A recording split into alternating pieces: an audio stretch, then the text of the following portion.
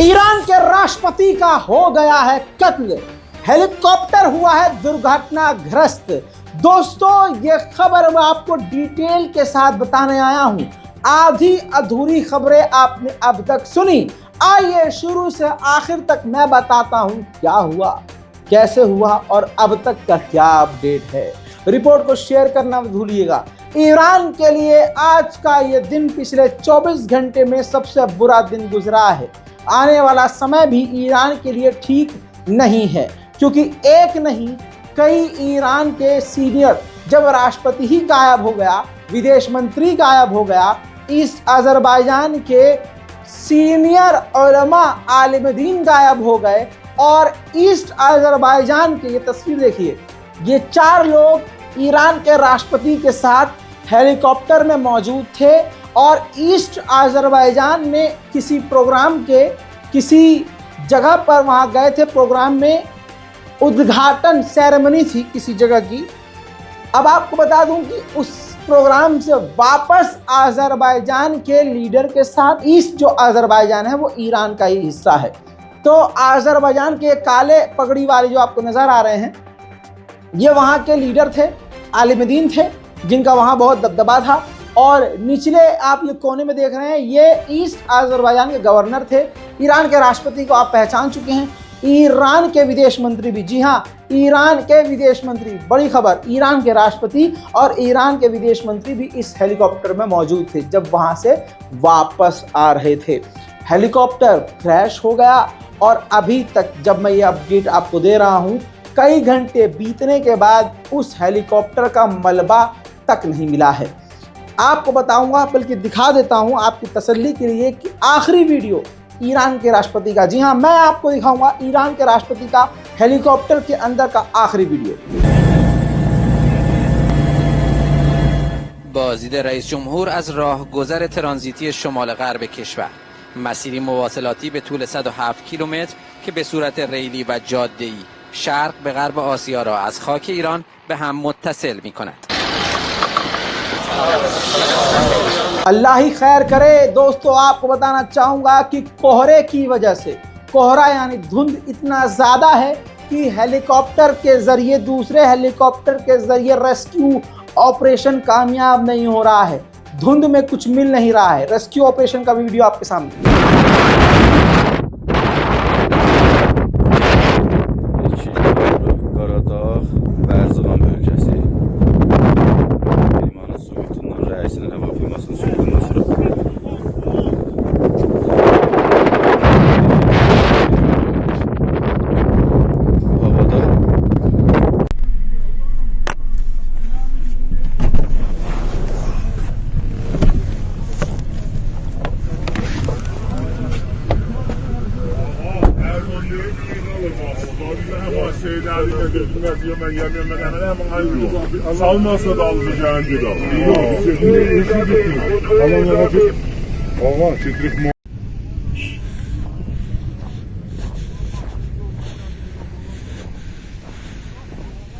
अल्लाह Akbar. अर्दशीन Brazil 2 Iran का इलाका है। इस इलाके के बीचों बीच आसमान में क्रैश होने की खबर है कि इन इलाकों के, अर्दशीन और ब्राज़ील के इलाके के हवा में ये हेलीकॉप्टर ईरान के राष्ट्रपति का क्रैश हो गया। अभी तक मलबा नहीं मिला है। अब जो रेस्क्यू ऑपरेशन का लीडर है, जो हेलीकॉप्टर के मलबे को ढूंढ रहे हैं, उनका भी बयान आपको सुना दूं। उन्होंने कहा है कि हमसे हेलीकॉप्टर ने कम्युनिकेशन किया था, बातचीत की थी, लेकिन ठीक से बातचीत नहीं हो पाई और उसके बाद से अभी तक हम उस हेलीकॉप्टर को ढूंढने में कामयाब नहीं हुए। از نقاط امیدوار کننده موضوع این بوده که هم با یکی از سرنشینان هلیکوپتر و هم با عزیزان کادر پرواز ارتباط برقرار شده و این نشون میده که ما میزان سختی حادثه خیلی بالا نبوده، چون 2 تن از عزیزانی که داخل این هلیکوپتر بودند در چند نوبت با عزیزان ما ارتباط برقرار کردند. بلافاصله بعد از این اتفاق عزیزان در منطقه مستقر شدند. همه مجموعه‌های امدادی، هم هلال احمر، نیروی انتظامی، سپاه و بسیج، عزیزانمون در ارتش، داوطلبین مردمی در منطقه حاضر شدن. یک اتاق کنترل و مدیریت و فرماندهی شکل گرفته، تقسیم کار صورت گرفته و عزیزان به منطقه اعزام شدند. نکته امیدوار کننده دیگه این که با توجه به کار فنی که عزیزانمون در مجموعه وزارت ارتباطات و سایر دستگاه‌های امنیتی کردن، محدوده حادثه تا شعاع 2 کیلومتری تقریبا مشخص شده و الان عزیزان با جدیت دارن دنبال میکنن کار رو. البته به دلیل شرایط خاصی که در منطقه بوده کار یه مقدار کند پیش میره. هم مستحضرید हजरात मोहतरम, जहां पूरा ईरान सोग में डूबा है, जहां पूरे दुनिया में ईरान के समर्थक देश और नेता इस वक्त टेंशन में हैं, ईरान के अंदर ईरान के गद्दार खुशियां मनाते हुए नजर आ रहे हैं, पटाखे जला रहे हैं. ये भी एक ब्लैक साइड इफेक्ट आपको ईरान के अंदर का देखना चाहिए. این مردن رئیس جمهور فقید کشورم رو تبریک میگم به کل مردم ایران. امیدوارم که باقیه‌شون هم همینجوری سر به نیست بشن. امروز 30 اردیبهشت ماه 1403 जहां दुश्मन एक तरफ ईरान में ही खुशी मना रहे हैं, दूसरी तरफ ईरान के अंदर ही मस्जिद और बारगाहों में दुआएं हो रही हैं.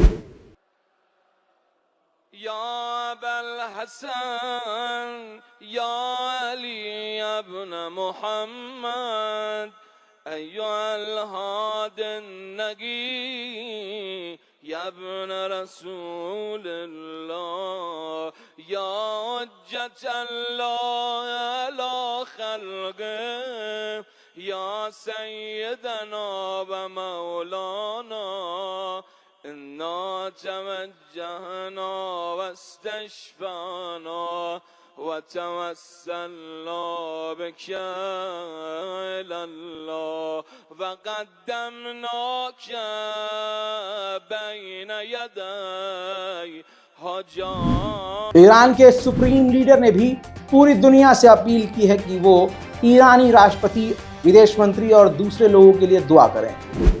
اشاره ای میکنم به حادثه نگران کننده ای که امروز عصری برای رئیس جمهور محترم و همراهانشون پیش آمد. امیدواریم خداوند متعال به سلامتی کامل رئیس جمهور عزیز ما و همراهانشون رو به آغوش ملت برگرداند. البته دعا باید بکنیم، شما هم دعا کنید، همه دعا کنند سلامت این جمع خدمتگزار را که در رأسشون. हजरात मोहतरम, उधर भारत ने भी सतर्कता दिखाई है. प्रधानमंत्री मोदी ने ट्वीट करके बहुत ज़्यादा कंसर्न, चिंता जाहिर व्यक्त की है कि ऐसा कैसे हो गया. ईरान के राष्ट्रपति को और उनके साथियों को जल्द से जल्द ढूंढना चाहिए और उन्होंने कामना की है कि उम्मीद करते हैं कि वो सही होंगे. हजरात मोहतरम, अब मेन बात बता रहा हूँ. अमेरिकी ऑफिशियल्स को शक है कि उनका कत्ल हुआ है और यही शक रज़ा गराफी का भी है कि उनका कत्ल हुआ है, क्योंकि अमेरिका और इजराइल, खासकर इजराइल इस वक्त ईरान से सबसे ज़्यादा डर में था. पूरी दुनिया इजराइल के साथ है और कोई ईरान की तरह इजराइल के खिलाफ खुलकर ओपन स्टेज पर नहीं बोल रहा था, लेकिन ईरान की ये सरकार, विदेश मंत्री और राष्ट्रपति खुलकर इजराइल को चैलेंज कर रहे थे. यही वो राष्ट्रपति थे जिनकी सरकार के अंदर इजराइल के ऊपर सबसे बड़ा पलटवार किया गया. दोस्तों, बताना चाहूँगा, इसी अमेरिकी रिपोर्ट में बताया गया है कि अमेरिकी सीनियर्स कमांडर्स को शक है कि उनका कत्ल हुआ है. आपको बता दूं कि सबसे ज़्यादा टेंशन इस वक्त अमेरिका में भी बढ़ चुकी है.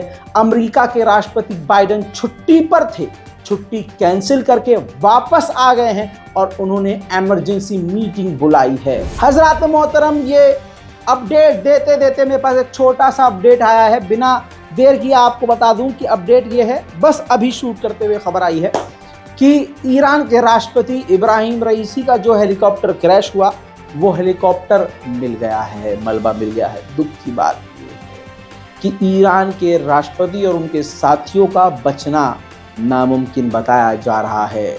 चांसेस काफ़ी कम है. अल्लाहु अकबर. उधर इजराइल का कोई ऑफिशियल बयान नहीं आया है, लेकिन इजराइल के जो सीनियर लीडर्स हैं वो इस बात को कहते हुए अनऑफिशियल नज़र आ रहे हैं कि इस कांड में हमारा कोई हाथ नहीं है, लेकिन दुनिया जानती है कि इस कांड में अगर किसी का हाथ है तो अमेरिका या इजराइल है। देखना अब ये है कि आगे क्या होगा। मेरे दोस्तों दुआ कीजिए, क्योंकि वाहिद ईरान का यही राष्ट्रपति, यही विदेश मंत्री था जो पूरी तरह से इजराइल की ईंट से ईंट बजा रहे थे। आगे क्या होने वाला है, लगातार अपडेट के लिए बने रहिए। हमारे चैनल रज़ाग्राफी को सब्सक्राइब कीजिए। ईरान के लिए काला दिन है। अपनी राय कमेंट सेक्शन में ज़रूर लिखिए। इंतज़ार कीजिए मेरे अगले अपडेट का। जय हिंद।